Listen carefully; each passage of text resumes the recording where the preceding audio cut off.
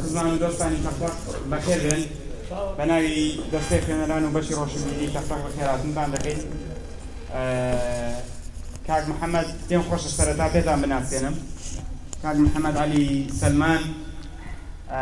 خەڵکی سۆرانە، وەرجێڕی ئەم کتێبەیە قورئان مۆجزەکان. پێمان خۆش بوو لە شارەچکەی تەقتەق کتێبەکەی بناسێنێ و خۆشی لە نزیکەوە ئاشنای دین و چەند قسەیەکمان بۆکە بۆ پێی کە چەند جاریشتر سەردانی ئەم ناوچەیە کردووە، هاوڕێیەتێکمان لەگەڵی دروست کردووە. کاک محەممەد لە قۆناغی چوای زانکۆی سۆرانە لە بەشی پەیوەندێنی و دەوڵەتیەکان. من بەردەوام متابعی دەکەم لە تۆڕە کۆمەڵایەتیەکان، بەتایبەت لە یوتیوب کۆمەڵی ڤیدۆی زۆر گرنگ لەسەر پەیوەندیە نێودەوڵەتەکان و پەیوەندی بە ئیسلامەوە. کۆمەڵی بابەتی زۆر جوانی وروژاندووەوە بەردەوامیشە. بەو هیوایم هەم لە ڕێگای سۆشیال میدیا لە یوتیوبەوە بینەری بابەتەکانی بن و هەمیش خوێنەری کتێبەکەی بن ئینشاءڵڵا. ئیتر من هەر ئەوەندەم هەبوو پێم خۆش بوو پێشەکیەک ناسانیەکی بۆکەن لەبەرەوەی خەڵکی ئێرە نییە و میوانە لای ئێمە، بە ناوی برادران و بە ناوی دەستەی خوێنەرانیشەوە و بەخێراتنت دەکەین.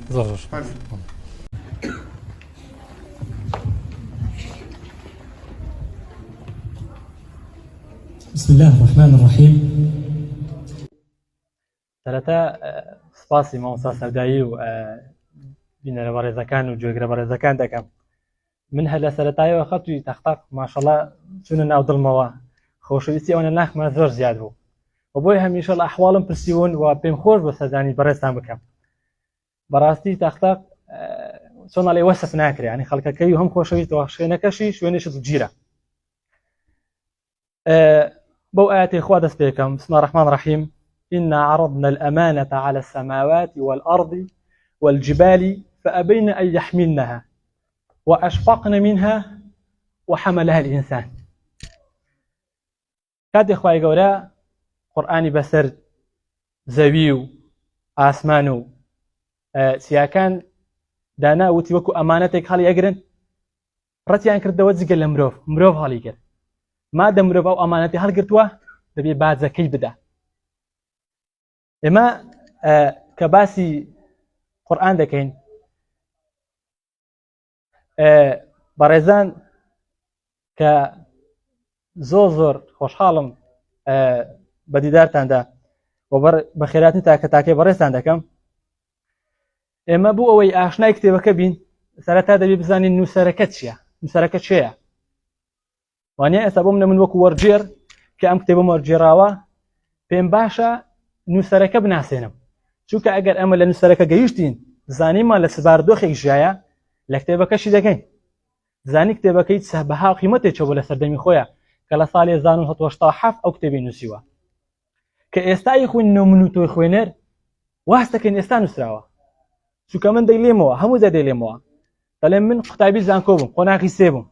مانجی 2020 دەستم کرد بە وەرجێڕانی ئەم کتێبە. ئەم کتێبە ئەوەندە لەلام گرنگ بوو بۆیە دەستمدا بە وەرجێڕانی، دەنا کاتێکی وام نەبوو لەبەر سەحیکردن و وەکو مامۆستاش ئاماژەی پێدا لە پەیوەندی نێودەوڵەتیەکانم بەشەکەم زۆر قورسە، یعنی لە یەک چاتە جوگرافیا، مێژووە، سیاسەتە، ئابووریە، ئینتەرناشناڵ کۆمیونیتیە، لەپاڵ ئەو هەمووانە دەستمدا بە وەرجێڕانی کە زۆر بە گرنگم زانی. ئەحمەد دیدات خوای لێ خۆشبی لە ساڵی 1970 لەدایک بووە، لە 2005 کۆچی دوای کرد. لەوانەیە زۆربەتان بناسن مامۆستاکەی دکتۆر زاکیر نایکە. ئەو هەموو ئیلمێک کە دکتۆر زاکیر نایک هەیە بە دەرەجەیەک لە ئەحمەد دیدات وەریگرتووە. ئەحمەد دیدات لەبەر ئەوەی دەست کورد بوو باچی نەیتوانی بەخێوی بکات، بۆیە لە هیندستانەوە گواستیە بۆ ئەفریقای باشوور.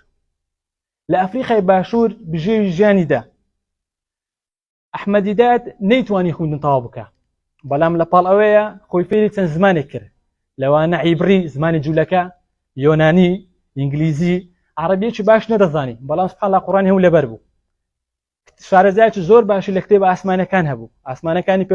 کتێبە ئاسمانەکانی پێش قورئان بۆ منە تەورات و ئینجیل، شارەزایەکی زۆر باشی لێ هەیە، هەتا بگرە زۆربەی لە خەڵکە نزیکەکانی ئەو دەڵێن هەموو تەورات و ئینجیل لەبەر بوو، کە خۆی 6 کتێبەکە. قورئان یەک کتێبە، بەڵام تەورات و ئینجیل 6 کتێبە، هەر هەمووی لەبەر بوو بۆ منە ئیشی ئەو چ بوو پاڵپشی لە حەق بکە بۆ منە دەچۆ هەر شوێنێک بۆ منە دەچۆ شوێنێک یان کۆڕێک سیمینارێکە کرد دەیویست قورئان بۆ بناسێنێت کە موعجزەیە بۆیە چەندین کۆڕ و سیمینار کرد لەگەڵ قەشەکان قەشەی بەناوبانگی ئەمریکی ئێستاش هەندێکیان لەشیاندا ماون لە یۆنان لە ئوسترالیا لە سکۆتلاند لە سویدش لە رووسیا لە ئەمریکا هەموو شوێنگەرا ئەویستی بیت بکە بۆ ئەوی حەق دەربێخی بزان لەکوێیە اینجا من وەکو وەرجێر پێم باش بوو ئەحمەد داتان پێ بناسینم بۆ ئەوەی کە بەشەی تەواوەکەی تر لە کتێبەکەیە ژیانی دەخوێنەوە ئینشاءڵڵا کە دەستان کەوت پێش هەموو شتێک پێشەوەی بچنە بابەتەکە بە کورتی حەز دەکەم شتێک ئاماژە پێ بدەم کە زۆر گرینگە بۆ ئێمە بیزانین ئێمە کە مرۆڤین بۆ نمونە خوای گەورە چەند شتێکی بە ئێمە داوە هەروەکو بیرکردنەوەیەک دەنا تاکیدم ئێوە زۆر لەمن باشتر دەزانن بۆ منە خوای گەورە هەندێک شتی بە ئێمە داوە بۆ ئێمە فام بکەین و ینی لە شتەکان بگەین یەکەم شت خوای گەورە ئازادی کردین ینی توانای ئێرادەی پێ بەخشین بۆ ئەو شتەکان ئەنجام بدەین دووەم شت عەقلی پێداوین بۆچی عەقلی پێداوین بۆ ئەوەی حەقڵەن بە شتەکان بشتێ ینی بە شتەکان بفامرین و سیستەمی بیرکردنەوەی پێداوین لە پاڵ ئەمەشەوە جگە لە عەقڵ فیترەتیشی پێداوین ینی ئێستا ئەمە چۆن بزانین کە شتێک باشە یان خراپە بە فیترەت دەیزانین جگە لەوەی کە عەقڵمان پێشتێ بە فیترەت دەیزانین خوای گەورە داوا هیچ شتێکمان لێ ناکە ئەگەر تۆی ئەم شتە لە ناخماندا نەسان بێت بۆیە کە ئێستا ئەمە ئەو شتانە دەکەین ئەو شتانە ناخماندا بەڕات دەزانین چکە لە فیترەت هەستیان پێ دەکەین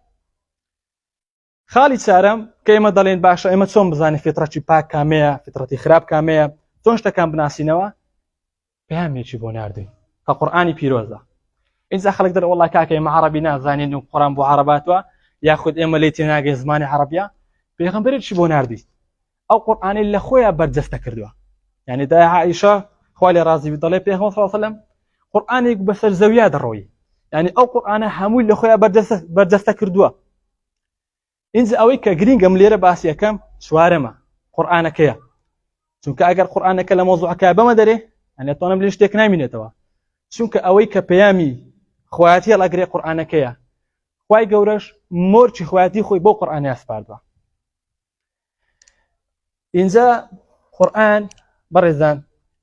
ئێمە کە تەماشای قورئان دەکەین وەکو تەحەدا وەکو موعجزە پێم خۆشە بیری بینەران بینمەوە کە قورئان تەنها تەحەدای لوغە ناکە ئێمە کە سەیری قورئانەکەن دەبینین کە قورئان دەفەرمێت بسم الله الرحمن الرحیم کە دەڵێت نمونەچی ئێوە بەگومانی هەیە وإن كنتم في ريب مما نزلنا على عبدنا فأتوا بسورة من مثله وادعوا شهداءكم من دون الله إن كنتم صادقين أجر جمانتا لقرآن هي أو دبتوا عن القرآن شيء وكو أمبر هم بينن يعني نموني وكو أم إما تنها ودزانين كقرآن تنها معجزة لغية لروي بلاغته معجزة ولم لراسي ده بحال داشو كقرآن لسن لا يكون معجزة حتى أبغى خوي جورش تنها لروي لغة تحداتناك لروي زور وتحداتناك بون من لروي فلك ناصيوا بون من تمشي زويئك استاش دقل دابي زانست أماني سلمان توا بون من خوي جورش فرمي وزينا الدنيا بمصابيح وزينا السماء الدنيا بمصابيح أمن آسمان الزين بأسيرات دوتوا شكوبي من ضل آسمان يكني آسمان حوته يعني أمانة خول خده زور بي زور معجزة كانت هي بومنا معجزة دكتور تحدى دكتورة كاندكا بومنا طلعت ايوا اگر ازور ميشك دروس كان وكمن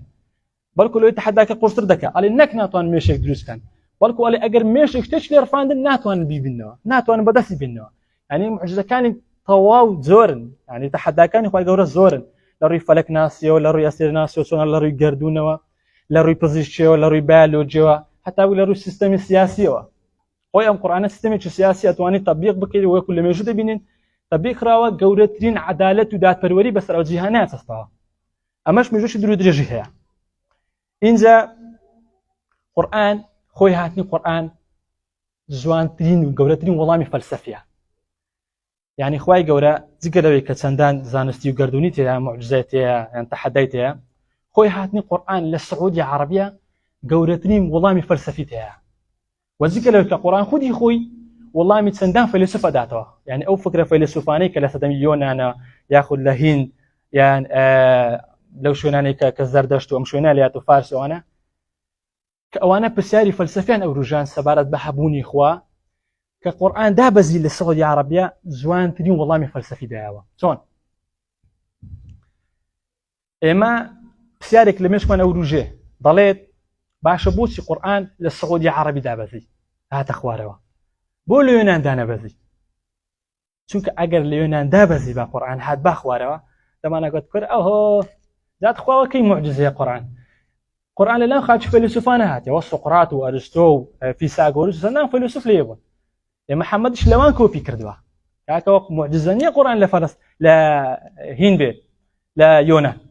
ئەدیەکە لە فەڵەستین هات بە کورد دەمانگۆ قورئان کەی موعجزەیە فەڵەستین خاچ پێغەمبەرانەوە عیسا و داوود و موسا ئەویان لێ بوون. بێگومان یانوت محەممەد کۆپی ئەوانی کردووە. ئەگەر لە هیندستان بهات بە کورمانگۆ بوودا و کریشنا و دیانیۆکەوان لێ بوون ئەو کەی موعجزەیە. ئەگەر لە فارس هات بە ئەمەگۆ زەردەشت و یەزکورد و هەزاری ئەوان لێ بوون ئەو کەی موعجزەیە. بۆ لە سەعودی عەرەبی هات ئەمە خۆی وەڵامی گەوهەرەکەیە لە شوێنی قورئان دابەزی کە عەقلی بەشەر تیا گەشە نەکردووە. زمانی خۆیان ناوە جاهیل بەسەند سەردەمێک کاتێپەڕیون کە 100 ساڵ 70 ساڵ لەسەر عشترێکە بەشەڕاتون کچەکانی و منداڵەکانی خۆیان زیندە بەساڵ کردووە. ئالەوەیە کە قورئان دابەزی گەورەترین وەڵامی فەلسەفیە کە چۆن ئەو قورئانە شۆڕەشێک بوو هەموو ئەو خراپە و خوڕافیاتەی کە لەوێ هەبوو بەو لاینە زوان توانی گەورەترین میلەت پەروەردە بکە کە دەست بە قورئانەوە بگرن حکمی جیهان بکەن. یعنی ئەوەندە پێشکەوتوو بوون ویان لێ هات بوو فارس و ڕۆم لێیان بترسن هەردوو چیدان بە عەردا لە سەدەمی خالید و کوڕەوەلی سەدەمی عومەر کوڕی خەتاب خوای لێ ڕازی بی. یعنی بەرەبەرە ئیسلام کە کشا بنە و کڕۆکی جیهانە بەرەبەرە خەڵکی بەرەو ئەو داکۆرە هێنا کە لە خۆیان بەرجەستە بوو. لەوەش زیاتر کە قورئان هەر بۆ معلوماتەن دوای عەرەب کورد بەرزی کردەوە صلاح الدین ئەیوبی دوای ئەوان تورک بەرزی کردەوە. ئینجا گەمە تەماشای مێژووەکەی بکەین یعنی سوود و بەهرەمەندی ئەم قورئانە دەبینین کە چۆن لە ناویاندا گەشەی کردووە خەڵکەکە چ استفادەیان لێ کردووە. اینجا قورئان کە هاتووە وەک وتم وەڵامی چەندین فەیلسوفی داوەتەوە. یەکێک لەوانە کە باسی گەردوون ئەکا قورئانی پیرۆز وەڵامی ئەوەی تایە کە ئەوەی دەڵێن بیردۆزی پەڕەساندن لە قورئانە هەیە. هەندێک مسلمان ئەوە ڕەتەکەنەوە پێم باش نییە ڕەتەکەنەوە کە بیردۆزی پەڕەساندن لە قورئانە هەیە. خوای گەورە ئەفەرمێ وەجەعەلنا من الماء كل شيء حي ئەڵێم شتێکم لە ئاو بەرهێنا مرۆڤیش بەشەکە لەوە ئەوە پەڕەساندنە. یەکەم جا مرۆڤ نوتفە بووە دوای مزغە بووە بووتە پارچە گۆشتێک دوای بۆ عەلەق لە زیداج هەڵواسراوە وانە دواتر بۆتە ئەو پیاوە. ئەوە هەموو مەرحەلەی پەڕەساندنە ئەو پەڕەساندنەی کە بەڕێزداروین باسیەکە. بەڵام ئەمە ڕەت ئەکەینەوە کە دەڵێ لە مرۆڤ تەسەوڕی کردووە. قورئان ئەمە ڕەتەکاتەوە چۆن خوای گەورە دەفەرمێ بسم الله الرحمن الرحيم والتين والزيتون وطور سينين وهذا البلد الأمين لقد خلقنا الإنسان في أحسن تقويم. ئەمە باشترین شێوە ئینسانم دروست کردووە. یعنی ئەوە بەری ئەکا لەوەی کە لە مەیمون بیان لە هەر ئاژەڵێک بێ بەراز هەر چیزە. ئەمە بەری ئەکا خۆم پرسیاری فەلسەفی وەڵام درایەوە. اینجا پرسیاری فەلسەفیشتر وەڵام داتەوە لە خزمەت زەرابتانە دەڵێ بۆ نمونە ئەو بیردۆزەی کە دەڵێ مرۆڤ دیجوندنتاڵ بووە و هاتووە و بەرەبەر شتەکانی دۆزیوەتەوە بەردی هاوێشتەوە ئاگری پیا بووە و ئەوەنیە گۆشتەکەی خواردووە لە ئاژەڵەکانە بەم شێوەیە. هەر لە سەرەتای دابەزینی قورئانی پیرۆز کە دەڵێ بسم الله الرحمن الرحيم اقرأ باسم ربك الذي خلق خلق الإنسان من علق اقرأ وربك الأكرم الذي علم بالقلم علم الإنسان ما لم يعلم. خوای گەورە هەموو شتانەی فێری ئادەمیزاد کردووە کە نەیدەزانی. یعنی ئادەمیزاد لە خۆی فێر نەبووە خوای گەورە فێری کردووە. چۆن لە ڕێگای پێغەمبەرانەوە 1124,000 پێغەمبەر هاتووە بۆ خەڵکی ڕوون کردوێتەوە. ئەمە ئاژەڵە گۆشتەکەی بەم شێوە بەکارێک دێ ئەتوان لە شیرەکەی بخۆن لە خوریەکە لە پێستەکەی بەکاری بێنن. یعنی ئەو پرسیارانە ئێمە ئەگەر وربینەوە ئەگەر کات بەوانە بە فڕۆ بدەین بەمانەشکە بە نرخی بزانین کاتی بە نرخ بەمانە بە سەر بین شی زۆرمان بۆ دەرەکەیە. بەڵام ناوێت لە کاتی بەڕێستان بگرم یەکی دەستمە ناو ناڕۆژ کتێبەکە. من زۆر جار ئەو ئاەتەم کە گوێ لێ ئاەتەکانی قورئان زۆر سەرسام بەتایبەتی ئەو ئاەتەی دەڵێ سنريهم آياتنا في آفاق وفي أنفسهم حتى يتبين لهم أنه الحق. أن سبحان الله زور سرسامة بأسي أم آياتها كخوای گەورە دەفەرمی ئێمە ڕۆژ بە ڕۆژ ئاەتەکانیان نیشان ئەدەین لە ئاسۆی دوورە هەر نەک لێرە لە ئاسۆی دوورە بۆ منە قەدیم نازانن تیۆری بیگ بانگ چییە بەڵام ئێستا دەزانن کە تیۆری بیگ بانگ ڕێک ئەوەی کە خوای گەورە باس دەکات ئەولەم يرى الذين كفروا أن السماوات والأرض كانتا رتقا فتطقناهما وجعلنا من الماء كل شيء حي أفلا يؤمنون يعني ئەوانە باس دەکات يعني ئەم تیۆرانە کەس نێزانێ مەسیە محەممەد لە ئەشکەوت چۆن بزانی حاسمان شتێک بۆ دوای شەق بووە وانە بەڵام کە لە سەدەی 1960ەکانە کاتێک ستیڤن هاوکینگ هات ئەو بێدۆزەی دۆزیەوە ئێمە حەسمان بۆی کرد ئەمە قەدیم نەزانراوە بەڵام ئێستا زانست دانی پێداانێ بۆیە خوای گەورە فەرمی ئێمە لە ئاسۆی دوورە مەرزنی ئێستا هێستا کەس نازانی ئاسمان حەوت تەبەقەیە ئێمە بەس ئاسمانی یەکەمان لێ دیارە سەدا 5 زانیارەکانی گردوونمان لە بەردەستا لە سەدا 95 سەدا تەنها سەدا 5 سەدا 95 لە بەردەستان نییە تەنها سەدا 5 نەبێت يعني خوای گەورە کە ئاتی دەڵێ يعني مەرزنی ئێستا شتێک بزانین لە داهاتووە لە ئاسۆی دوورە ومان لێ بکە لە نەفسمان هەست بەوە بکەین في أنفسهم حتى يتبين لهم أنه الحق تاوما لي ببراسيت زين والله أما حق لله خواه أجنا محمدك لبيابان ناتواني اشتوها سجين من أي خواه وكو بروفيسور دكتور شالدري في مسيرم كسرك بتواني وصفي أم أسمان خانبك لدوري أو أسمان شابرواني أستمع ناوروش كتابك من نامويت باسي كتابك تاملو بكم بمانايك كببيته هوي أوي إيوة تامي لينا كان من تاستا باس كتابكم نكتب وريزان شكو أمي بخوتان بيكونوا تامي لي بكن يعني من كأمام الجراوة كاتم نبو لقرين جاورم جراوة ورم بيبكن بلام حرب كورتي أماجيش بجوش بيددن أحمديات لحو باش هاتوا باسي معجزات قرآنك باش يكم باسي لغيك تيجي زور سرند رأتشي من زورم بيجوانا وتمشاشكم يستبون من إما عربني إما مسلمانين عربي وكو هند وفارس وأمانة ديك كردين مسلمانين عربي قرآن لغي قرآن زماناتي بلاغي قرآن بو عرب معجزة أي بو إيمي كرد شتك دي بيت معجزة زقلو علمي كباسم كير سنشتاني كبيت معجزة يكم لباش يكم أحمد ديدات باسي أويكا كزانا عربا كان عقليان بينشكا يعني لقى الرزم أو خيدكم بلام زانا عربا كان عندك شتي عقليان بينشكا شكت لغي عربي لو معجزة بوا ومن أحمد ديدات ديت ياسات زور جام بو أو كسان دادني كرخي لقرآن كده يعني ياسات زور بها قلت ايوه بو تاني رخي لقرآن بكرن بو شك قرآن تحداك اگر من بمويه تحداك تيك بشتينم دبي بو شوازه بو استمك بروم كستمك دام لياك ايش ابي صورتك يعني اياتك برهم بينمكم قرآن يعني من او كاتبهم هي رخي لقرآن بكرم كصورتك وكاياتك هنا إذا أو نمونك أشوف هنا وكو بالوانك بومنا تلاقي قريمة بالوانك ما نهبو بالوانك زيرك مو بالوانك زيهاني بو تي هنا لسه استجاداتني بومنا بالوانك ضلي من تحداته هموة عندكم شي خوي في أعزايا بابي من بزنه شي لإيوه خوي في أعزايا بابي ربري من بيتوا وتحداه بيقومان أجر كسلك بيني ويري سبي ضلي رخيلي دقري على ولا تساوي كتكويرة ولا تجي كانجرا ولا تلاخي كشللا بمشي رخيل يقرأ طالما كده ليه كي شيء ورا بمبزينا إنسان قصانبك قرآن شوية يعني لقى الرزم كابرا رخل القرآن يقريش تيجينا بسنده يعني وكو أحمد داد باسك عليه وكالفامية إنسان رخل القرآن بقري كالفامية شو كأتو أو كاتبوتي رخل القرآن بقري كتحداك تشكل كان صورتك وكو صورتك كان القرآن تنا إن زابوتي بليها من صورتك منا أو رخنا كيتي أو فلانشتا أو آية أو هاي أما مطمئنني أما فلانة بهر حال تدوي لباش يدوم باس زانستك ناس مصري اما بقشتي كباس مانكيت هندي جتايا منش تنها بتشوك اما جنبيلا لباش يسيم ديت باسي بهاي قرانك بومن هذا الشد لي بيم سيره تابون منا او كخوي عب قريب ولا انجيل التوراه كدي باسي قرانك علي خوي جيرانوي قران معجزات شلون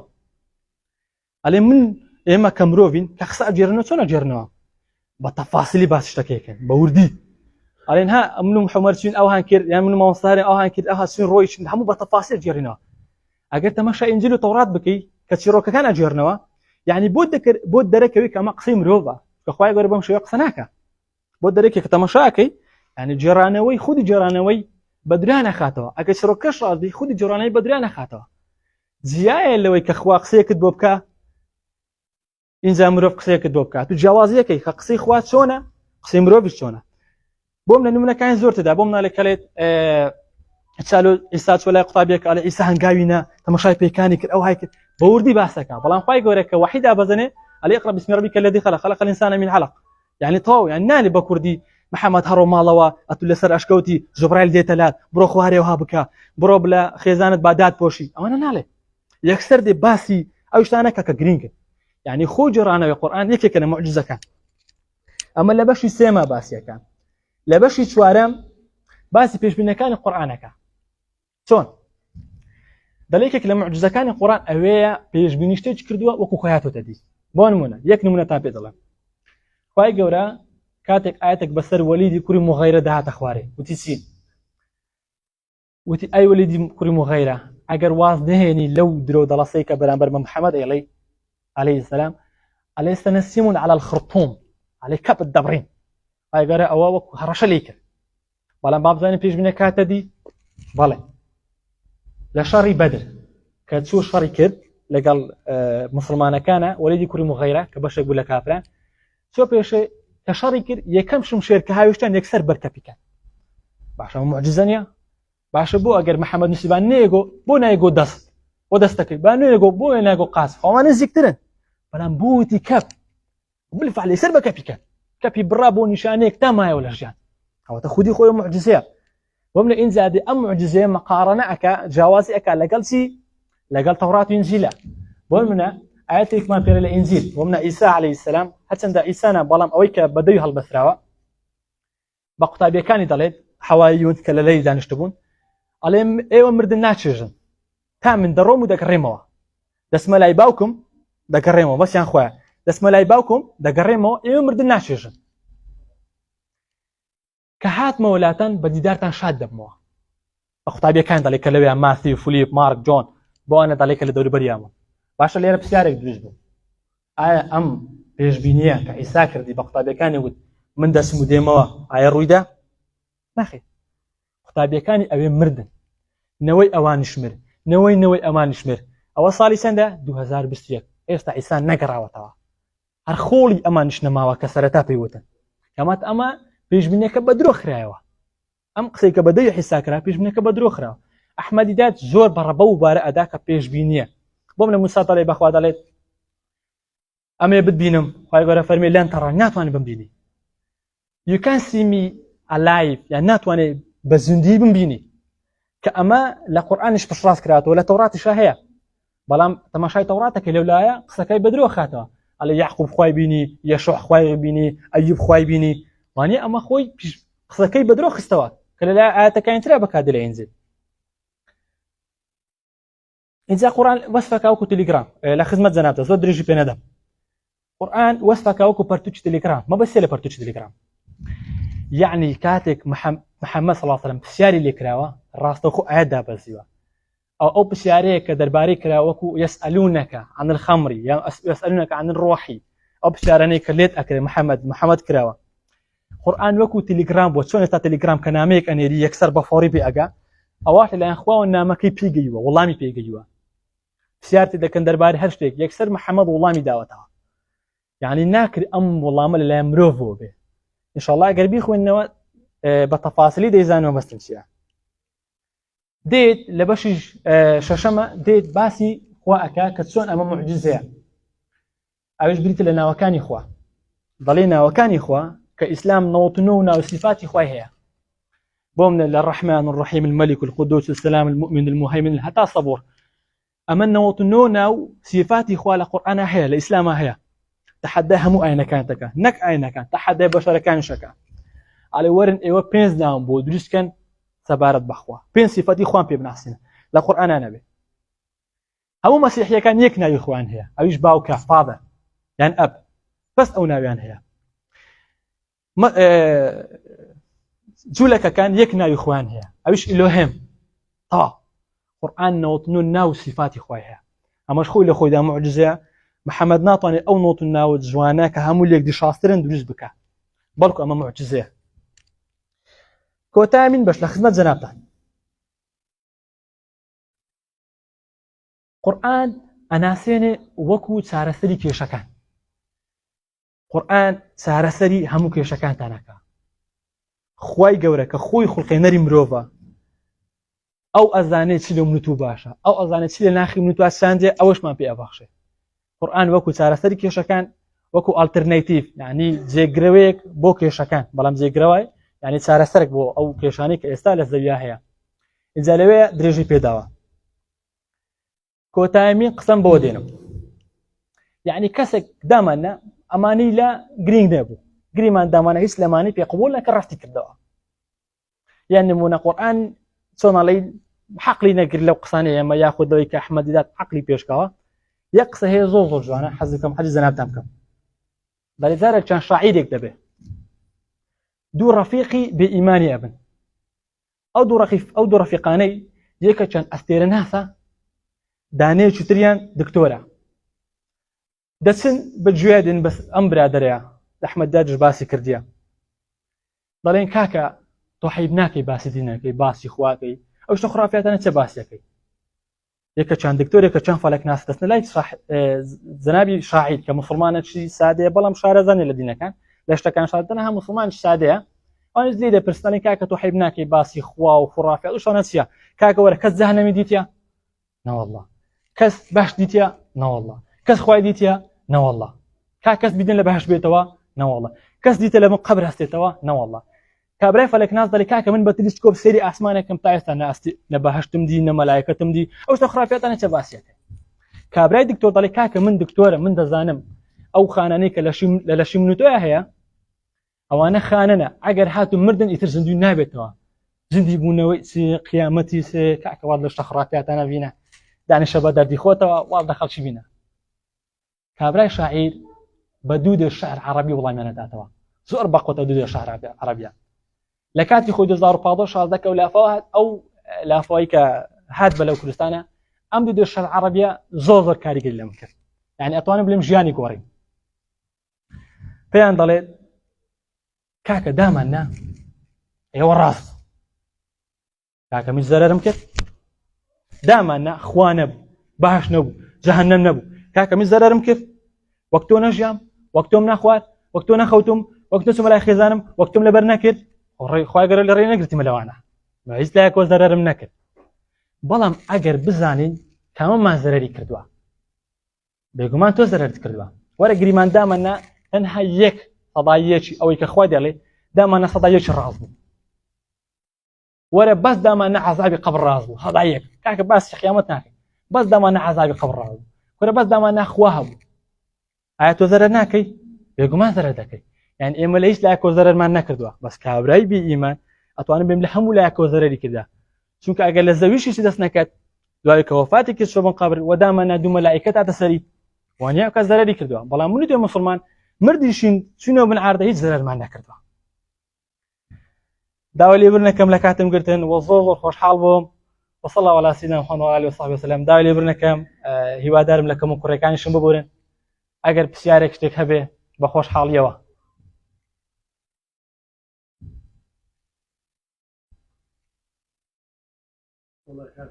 فەرموو مەستەجە ئەگەر ئاسایی بیدێمە پێشەوە.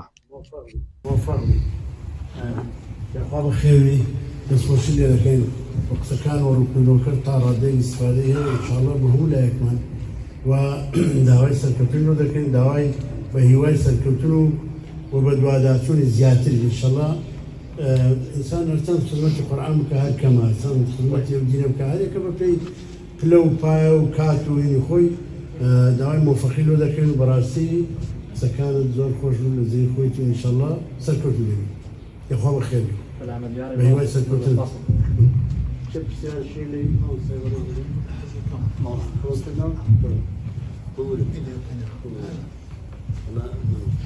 حەزەکەم یەک مەعلومات لە لامەکە بە بەڕێستانی بگەێنم ئینشاڵڵا لە پێشمەرزانیوتە دەورەیەکمان هەبوو لە هەولێر لە وەزارەتی ئەوقاف چەند مامۆستایەک 50 مامۆستای ئاینی بوو لە فکرمە دکتۆرێکی عەرەب کە ناوی دکتۆر ئەحمەد بوو مامۆستای کولیەی هەداب بوو ئابزانم مامۆستای لوغەی عەرەبی بوو ئەو دوو محازەرەی پێگوتی نوتی کاتی خۆی کە هەولاکۆ هات بەغدای وێران کرد مەکتەبە ئیسلامی خستە ناو ئاوی دیزلەوە هەتا گەیشتە خەلیج لە خەلیجی دەریا خەلیجیشی هەندێکەر گۆڕی ڕەنگی شین کرد هی مەرەکەبی کتابەکان ڕەنکەی دەدایەوە وتی لە دوای ئەوەی هۆلاکۆڕەوەی عالمەکانەوەی مابوو زۆر نیگەران بوون گوتیان ئێمە تازە علم نەما هیچ نەما نوسخەیەکی قورئانمان بۆ نەما چی بکەین تی مامۆستایەک لەناوان هاتووە کوردستان وتی هیچ خەمتان نەبێت ئەوەی ئاو بردووە من هەمووتان دانە بەدانە بۆ دێنمەوە تیان لەکوێ دێنیەوە ئاو بردی وتی بابە من دەچمە کوردستان لە کوردستان نا ئەو چیانە هەموو دێک مەدرسەیەکی تایە مامۆستایەکی ئاینی و چەند تەڵەبەیەکی دەرسیان پێرە و ئەو تەلیفاتانەی لێرە هەیە و زیاتریش لەوێ بە مەتن و شەرحەوە هەیە لەسەریش شەرح کراوە مەتن کراوە و حاشیە کراوە هەمووتان لەوێ بۆ دێنمەوە دوا کتابی کە لێرە ئاو بردوویە منیش دەڵێم ئینشاءڵڵا توێژێکی لەم مامۆستانەی کەوە لە ئەو مەدرسانە نەدیوە حتا ئەوەشی گوتی مامۆستایانی پێشای کوردستان لەبەر ئاگری داربەڕوو شەو هەتا بەعینەیە خەوتن کتابیان شەرحە کرد و مەتنە کرد و حاشیە دەکرد وتی ئێستاش خەڵکێک پەیدا بوون کە مامۆستایانی ڕابردوو هەموو بە بێ ئیمان دەزانن دەرن بە بێ ئیمان مردوون ئاگاشیان لەوە نیە تەڵەبەی ئەو کتابانن کە ئەوان نووسیویانە لەوانەوە فێری خوێندەواری بوون نژدەمەم ئینشاءڵڵا خوا لێمان ناگۆڕێ بەگوێ مامۆستایانی ئاینە ناچین توش بەخێر بێ کاکە محەممەد سەرچاومان ئەمساڵ زۆر بێ ئینشاءڵڵا بەختەوەری دنیا و قیامەتە بی و سەرکەوتوش دەبێ هەم لە خوێندنەکەت و هەم لە دەستنووس و شتەکانی شت لە تەرجمەکان شت ئینشاءڵڵا زیاتر دەچێنە و تەرجمە و خەڵکانێکی زۆریش ئینشاءڵڵا ئیستیفادە لێ بکەن دەست خۆش بێ بەخێر بێ سەرچاو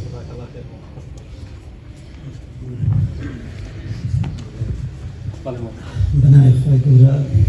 زۆر زۆر بەخێراتی کاک محەممەد عەلیکەم بەشار تەقتەقی خاڵ فێر بێ سپاس بۆ قسەکانت سپەدەی باشمان کرد دەست خۆش بێ کە پێم باش بوو یەکەم جار پێناسەیەکی موعجیزە بکەین موعجیزە بریتە لە چی چۆن موعجیزە بناسینەوە توانێت وەکو پرسیارێک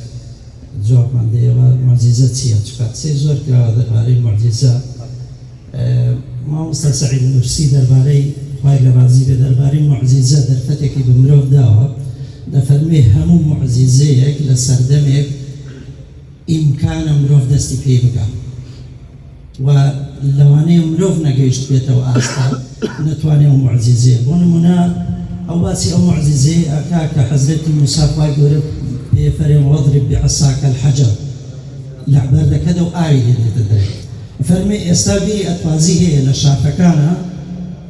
سەردەمێک ئەگەر ئەو سەردەما قسەیەکت بکرداوتە لە شاخێکە ئاو دێتە دەرێ دەتوانێت لە ناو شاخێکە بەردێکە ئاوی لێ دەرێت موعجیزە بوو بەڵام ئەوڕۆ لەبەر چاوی ئێمەیە بیری ئەتوازی لێ دەرێت بگرە ئەو نوکەی کە بیر لێدا شاخی پێخۆشترە بەردی پێخۆشترە لەوەی لەگەڵ بێت یعنی ئەم موعجیزەیە پەیوەندی بە ئەدەواتی زانیاری ئێمەوە هەندێک هەیە مەسەڵەن یەک لەو موعجیزانەی حەزرەتی مەریەم ئەوە بووە کە میوەیەکی لەبەر دەم بووە لەو کاتەیانە ژوورەکەی خۆی میوەکە هێ وەرزە نەبووە بەڵام ئێستا ئێمە وەرزی زستانە ئێستا بە هەر کەسێک برێن بڕۆ ترێ بێنە لە ماوەی چارەی ترێم بۆینی کە ترێی وەرزستان نییە بۆیە بەعزێک لە موعجیزەکان پەیوەندی مەسەڵەن سەردەمێک ئەگە بدگوتە من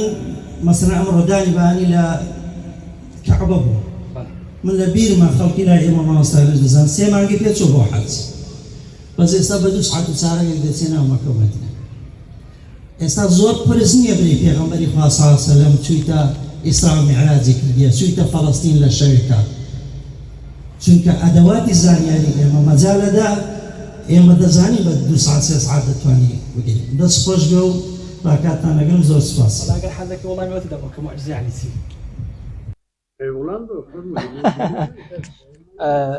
معجزة يعني شتك لرادة بدر بلا مرو يعني شتك مرو دەستەوەسان بکە لە هەر سەردەمێک هذا بۆم لە دەبینین لە سەردەمی پێغەمبەر صالح کە ئەم خوای گەورە هەر بۆ معلومات بەڕێستان تەحەدای قەومێکەکە کە خۆیان ئەوان لەو شتەیە عەبقەری بن خۆیان لەو شتەیە بلیمەد بن بۆم لە کاتێک تەحەدای سەردەمی قەومەکەی صالحی کرد قەومەکەی صالح بینایان دروستە کرد شتیان دروستە کرد لافی ئەوان لێدا کە ئەوان نەعوذ بالله خوان لەسەر زەوی ئەویان لێدا خوای گەورە بەچ تەحەدایکردن گوتی یاڵا ئێوە بتوان ئوشترێک دروستکەن پێغەمبەر سولەیمان ئوشترێک لەناو دوو بەرداهێناتەوە لەسەر دەمی سولەیمان ئەوە موعجزە بوو لەسەر دەمی موسا ساحیر زۆر بوو خوای گەورە تەحەدای ئەوی کردن بە ساحیر بۆ مانای شتێک پێوتن کە لەدەست ساحیران نییە چی کردارێکی هێنا کردیە مار ساحیرەکانی کەم کەس باوەڕیان پێ کرد چونکە زانیوە لەتوانێ مرۆڤ نییە لەسەر دەمی ئیسای دیکتۆرەکان بلیمەتین و چۆن ئەڵێ عەبقەریەتی ئەو میلەتە بوون خوای گەورە بەوەیە تەحەدای کردن وتی یاڵا بتوانن مرۆڤ زیندوو بکەن وەکو عیسا کردی ئێستاش لەگەڵ دابی زانست ناتوانیەوە بکە مرۆڤی زیندوو کردەوە کەڕ و کوێر و گوڵی چا کردێتەوە ئەمانە زۆر گرینگە موعجیزە بۆ عەرەب کە لوغەیە خوای گەورە بەوەی تەحەدایانەکە بۆ موعجیزیان پێشانەدا موعجزەکەی خۆی کە عەرەب تێدا حەبقەریە ئەبتە لە بەلاغەت یعنی ئەگە تەماشای پێش قورئانیشکەین کە خەڵک گەچن ناو بازار بە شعر پێدەوت ئەو قماشەم دێ ئەوی دەفرۆش پارەکەوت دەکەوە هەر بە شعر جوابی داوە يعني كقرآن هات أوان دستوسام ولا رلوغوا يعني اللي هم يستخدميك معجزات جواز بوكما مصاباسي كي بوي استا معجزة كأطوان بليم أويا لو استخدميها بستواني مروب دستوسام بك حتى بقرا خواي قوري ويكرد أو معجزة قرآنية بمين توا استا منك باسم كر استا بومنا أوي زناب باسم كر عفوا بومنا ناوكاني خواي قوري استا بتواني ناتوان بين هو معجزة وهذا والله ما كم قريش بما مصلح ورزان كسيارين ما خۆشحاڵ کتێبەکانیش تا هەوڵم داوە بۆم داشکاندون کاکمە بیداوە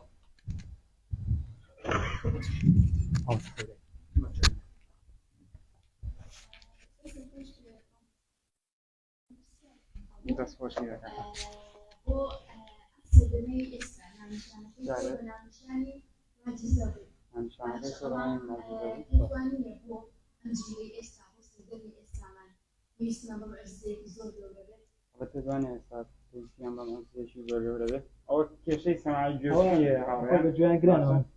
ئەو بۆیە کۆن لە تەرجمەکەم دەتوانێت ئێستای ئێمە پێویستمان بە مۆزیێکی زۆر گەورەتر هەبێت لەوەی کە باسی کردو خوای گەورە ئەوانە کافیە بۆ ئێمە هێشتا توانێت ڕوبەڕووبوونەوەمان نییە تا موعجزەی گەورەتر بێت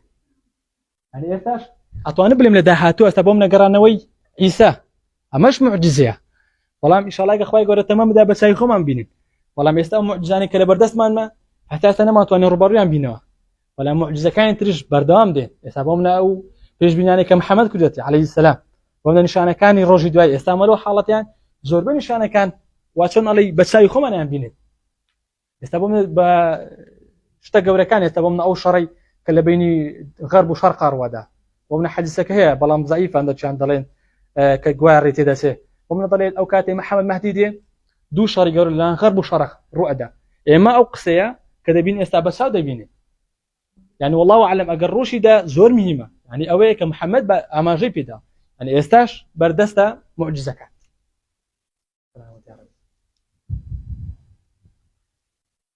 زعما زات لك تناقرم زور خوش حالهم تبا كان شوالوين داشكاني بۆ بەڕێستان کردووە وصلى الله على سيدنا محمد وعلى اله وصحبه وسلم